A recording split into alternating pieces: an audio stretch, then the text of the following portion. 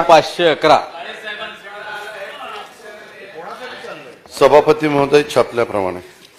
माननीय सभापती महोदय, या ठिकाणी राज्यातील सगळ्यांनी हात वर करू नका आणि निमशासकीय हे बघा, हे कर्मचाऱ्यांना झालं दिनांक 1 नोव्हेंबर 5 मिनिटाचे 2005 पासून घेतलं, हेच चुकलं मग. नवीन परिभाषित अंशदान सेवानिवृत्ती योजना डीसीपीएस रद्द करून महाराष्ट्र नागरी सेवा निवृत्ती वेतन नियम 1982 जुनी पेन्शन व महाराष्ट्र नागरी सेवा निवृत्ती वेतनाचे अंशराशीकरण नियम 1984 पूर्ववत लागू करावी अशा पद्धतीच्या भूमिकेतून हा प्रश्न या ठिकाणी विचारला गेला. म्हणून 5 मिनिटं वाढवलेले डेव्हलप करू नका. नाही, माननीय सभापती महोदय, या ठिकाणी न्यायालयाने ही जे दुय्यम न्यायालयीन न्यायिक अधिकाऱ्यांना जुनी निवृत्ती वेतन योजना लागू करावी असे निर्देश दिलेले आहे आणि ते आपण मान्य केलेलं आहे.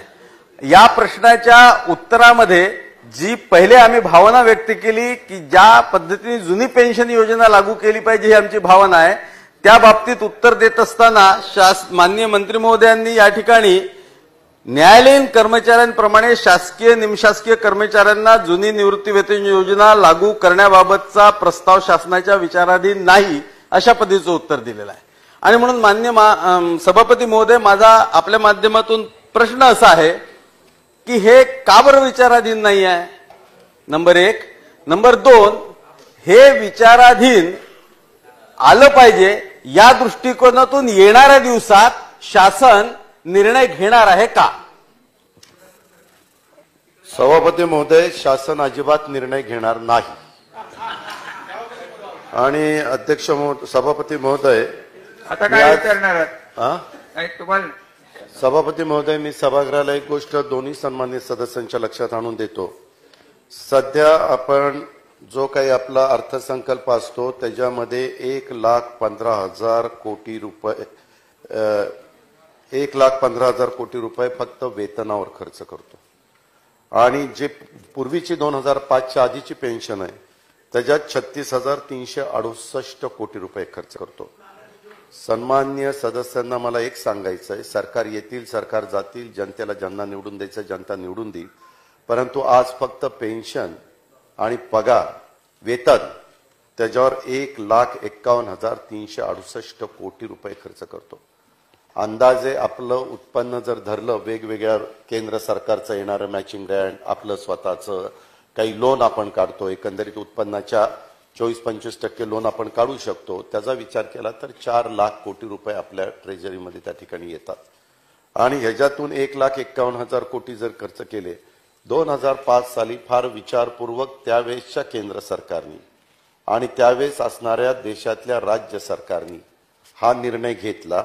आणि हा निर्णय घेतल्यानंतर सुरुवातीला 10% जर समजा कोण कर्मचारी कामावर असेल त्याच्या एकंदरीत पगारातनं कट केले जायचे, 10% राज्य सरकार त्याच्यामध्ये टाकायचं आणि ती रक्कम त्याच्या रिटायरमेंटपर्यंत वाढायची. आता 10% त्यांचे आणि 14% आपले म्हणजे सरकारचे, असं मिळून त्याच्यामध्ये साधारण त्याच्या पगाराच्या 24% रक्कम दर महिन्याला बाजूला काढली जाते. आणि ती नंतर रिटायर झाल्यानंतर त्याला काही पैसे सुरुवातीला देतात आणि नंतर बाकीचे त्याच्यामध्ये पेन्शनच्या स्वरूपामध्ये, पेन्शन नाही म्हणता येणार, परंतु त्याची ती स्वतःची हक्काची, कारण पेन्शन बंद झाल्यानंतर त्याचंही उपजीविकेचं साधन चाललं पाहिजे म्हणून हा सगळा खटाटोप आपण करतोय. एक गोष्ट खरी आहे की आपण जो प्रश्न विचारलाय त्याच्यामध्ये आपलाच स्वतःचा प्रश्न त्याच्यामध्ये उपस्थित केलेला होता की नवीन परिभाषिक अंशदान सेवानिवृत्ती वेतन योजना ज्याला डीसीपीएस रद्द करून महाराष्ट्र नागरी सेवा निवृत्ती वेतन नियम 1962 जुनी पेन्शन ह्याच्याबद्दलचं लागू करण्याच्या बद्दल. पण मी पण आता अर्थमंत्री म्हणून मागेही 4 वर्ष काम केलेलं आहे, आताही काम करतोय. मलाही वाटतं की आपल्या इथं जे कर्मचारी अधिकारी काम करतात त्यांना पेन्शन मिळालं पाहिजे, परंतु त्यांना जर सहानुभूती दाखवण्याचा प्रयत्न केला तर काही वर्षांनी 7वा वेतन आयोग येणार, 8वा वेतन आयोग येणार आणि मग काही राज्य सरकारांना फक्त पेन्शन आणि पगार एवढंच काम उरेल, बाकी काही काम उरणार नाही. आणि मग देशामध्ये राज्यामध्ये एवढी मोठी दरी निर्माण होईल की तो बिचारा काळ्याची सेवा करणारा त्याला 5,000 रुपये महिना मिळता त्याचा नाके नऊ, तो तिथं बिचारा त्याचा कुटुंब चालवता येत नाही म्हणून टोकाची भूमिका म्हणून तो आत्महत्या करण्याच्या करता प्रवृत्त होतो.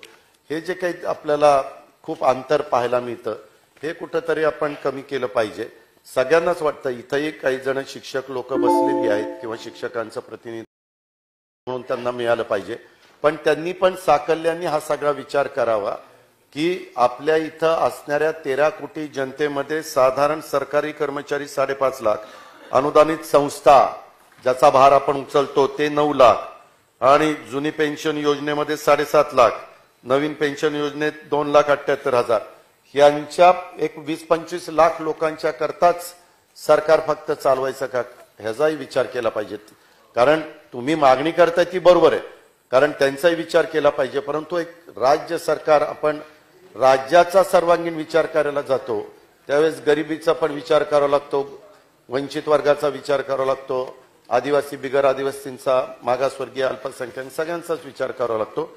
आणि त्याच्यामुळे देश पातळीवरच हा निर्णय झाला. आपण फक्त आपल्या महाराष्ट्रामध्ये अशा प्रकारचा निर्णय घेतला नाही आणि त्यांना काहीच मिळू नये ही भूमिका नाही. तर आता आपण 1/4/2019 पासून 14 आणि 10 असे 24% त्यामध्ये आपण